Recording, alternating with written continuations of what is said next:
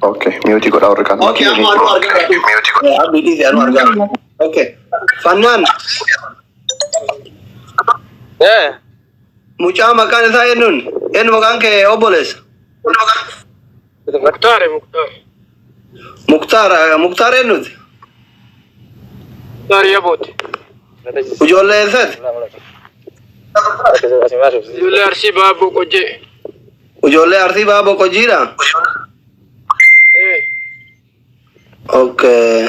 Kakaleessa tumaa turan sana yaati? Galgala Kanaa miti kaduu jedhan baale miti kaduu jedhaa turan. Baga jiraatte kaduu jedhanii suuraa maxxansaa turan kana jiran. Asli je kan mamataan post jedhee jira jennaan kan inni du'e jedhanii dudulloonni asirraa farsaa turte mucaa kanaan argeera sirriitti mucaa Kana shawaatti naqan kana taanaan isuma. Okay, mucaa yeroo tokkotti mee viidiyoo banne fannaan viidiyoo banne. Kana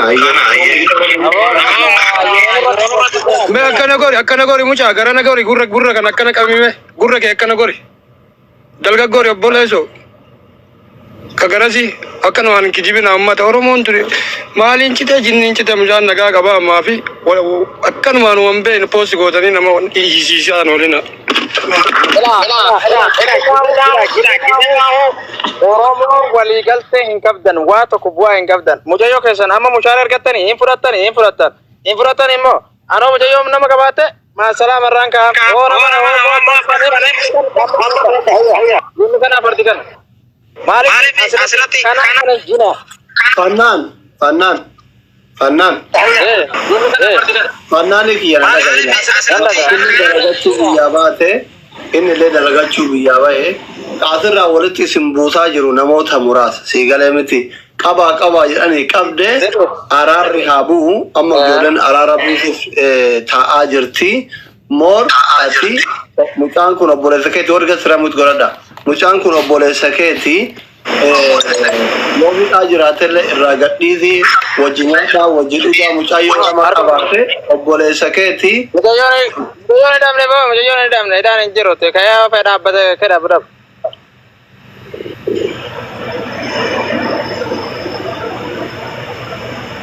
Kaameraa itti qabiga. itti qabne ilkoon danda'u fakka. Kayaa dhaabbatoo jiran agartama akka. Tani achi ummata kana noon hin jinaati. Waliigaltee taanaan yaa marhaba. Laakiin ma waliigaltuu yoo jettanis mucayyoo mushaaraa hoo mucayyoon beeksisabii qabaate wallaahi irra kaa'aaf mucayyoo kanatti taphatuu naa jiran.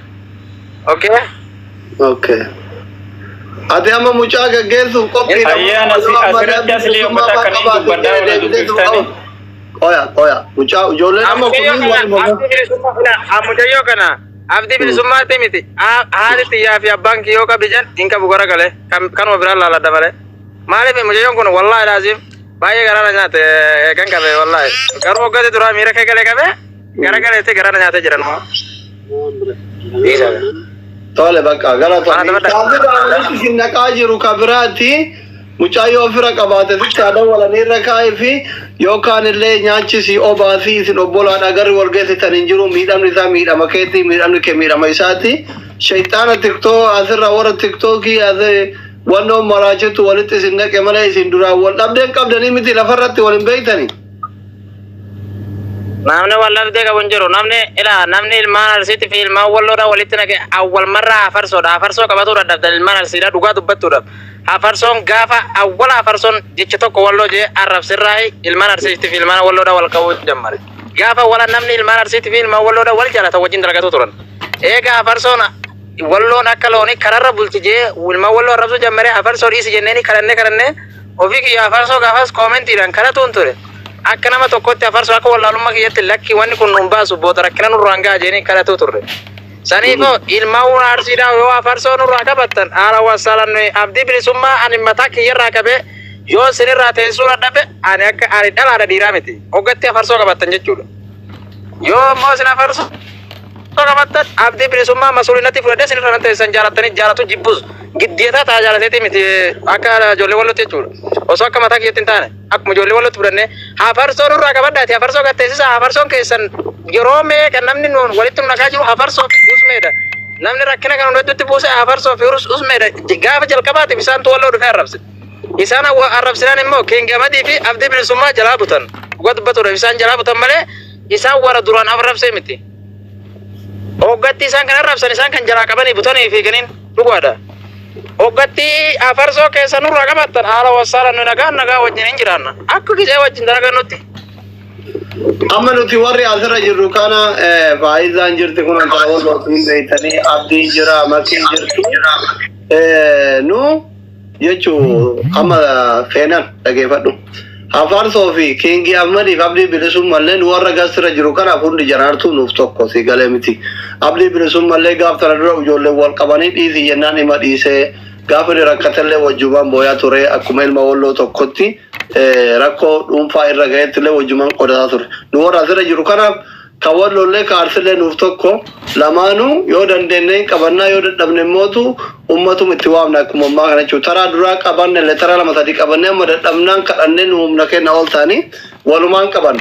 Amma ati akka nama miskiina karaa wajjin dalagattanii wal qaqqabdanii tokkotti lubbuu isaa tiisitee miira keessa galtee qabdee nama ta'e kan dogoggorreen jiru miira keessa qabdee eegasii immoo irraa dhoggitee osoo ajjeesuu dandeettu osoo maruu dandeettu lubbuu isaa kana tursiisuuf galatoomii ammallee ofirra qabaatee hin gaggeessa jette galatoomii akka mootuu kana booda hin miinellee abdii qabna balaa biraa ka dhufu mootuu rabbi haa oolchu. Thank you so much galatoomii. Ummanni kenna mootuu warri mucaandoo jettan kunoo mucaayyoo ka jettan kana ta'e kunooti jaarsummaa qabna jettanii deema bakka jaarsummaa qabdanitti fixadha. Nama 15,000 as jira. Namoonni 15,000 as jirtan ijoolleen keenya ka arsillee ka wallollee warri nama tumsiiftan qabii fidi jettan sinigalee miti yoo dandeettan waan kana dhaaba.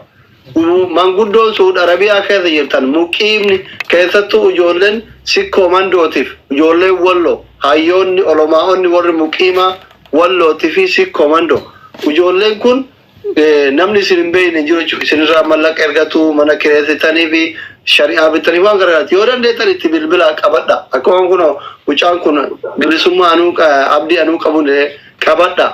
Yoo dadhabdan immootu nama 4-5 jecha miskiinni wajjin dalagatu akka lubbuu waliin balleessine dabarsaa mootummatti kennaa jechuudha jaarsummaa yoo araaramuu didan. Kanuma isinin jedha warri yoo. Asii oggutaa qacarraanaa kenna jechate amma jette kanarratti yoo hafarsoon nama arrabsuu hin dhiifne wal qabuun ijoollee wallootii fi ijoollee arsiidhaa itti fufa. Maaliif dirqamaan eenyu tabbaa irreeti joo jirtan jedhanii miti. Hafarsoon eenyu tabbaa irreeti jeeti ilmaan arsiidhaa naakaatti qabaa ganna dhiisaa jiru jira. Yoo hafarsoon qabaa ganna kana hindi. Hafarsoo fi abdii dhageeffadhu feenan dhageeffadhu. Hafarsoo fi abdii bilisummaa fa'a. Afmiyyaa fi Kingi ammaffaa walitti mana biraatitti fidanii jaarsummaa haalaalan. Yaa nama akka jaarsatti ta'ee haasa'u osoo hin taane akkuma nama noormaali tokkotti isinitti haasa'aara. Kanaaf abdiin faatillee akka dhiisan hafarsoon faatillee akka dhiisan abdii qabna. Manguddummaa immoo mana biraatitti qabattanii deema manguddummaa keessan bakka biraatitti ilaalladha jechuudhumaaf. Asii waan takka uummanni maal ta'e miila jaamucaa miilli irra jiru moo? Gaaffii maamilli bira dhaggeeffadhaa jara keenya dhugaa barbaanna taanaani mucayyoo barbaanna miila mataa mun jedhina mucayyoo fayyaa qabaanni amma wanni barbaannu tokko fannaan fannaan keenya na caqas yeroo takka galatoomi ulfaadhu obboleessa keeti ilma Oromooti ilma Arsiiti siif ilma obboleessa keeti jechuudha ilmaan obbolaati nuti garaagarummaan qabnu. Waan nyaatanirraa qoodaa fi waan dhugdanirraa kennaa fi asiin booda wanni kuni namoota jaanjoo sammuu maleeyyiitiin hojjetamaa jiru miskiina karaa deemurratti walirra dalaguu dhaabaati obbolummaatti deebinee asiin boodatti mucaa kana firas haa ta'u anas haa ta'u gargaarree bakka inni barbaadutti fira birattis ta'e bakka hojii sumaan taane jechuudha yoo kan miidhame jiraatillee ta'e akka mana yaalaa dhaqu godhu lammaffaa warroonni ilmaan walloo qabanii daa'imallee taphachiisaa turan sunis ni jiruumi. Isaan sanis immoo akkuma ijoolleen keenya fidanii nu agarsiisan kanatti ilmaan xixiqqaasa fidanii nu agarsiisanii nagaa buusanii ijoollee sana bakka isaan barbaadan erguu waadaa walii galan.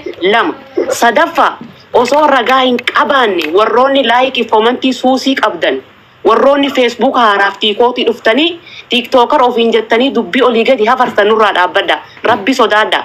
Ammuma kanallee warri dubbii kana mucaan kunii fi mucaan kun obbo Laalaalaa jara keenya komii walitti hin qaban nama biraatti isaan dogongorsaa jiraa jechuudha laal. Dhugaa dubbachuuf namtichi mataa goforee eenyu jettanii suni har'an miti kan ummata keenya walloo arrabsaa ture jechuudha. Mucayyoo san dhaabbachuu qaba. Abdii bilisummaa jaalata.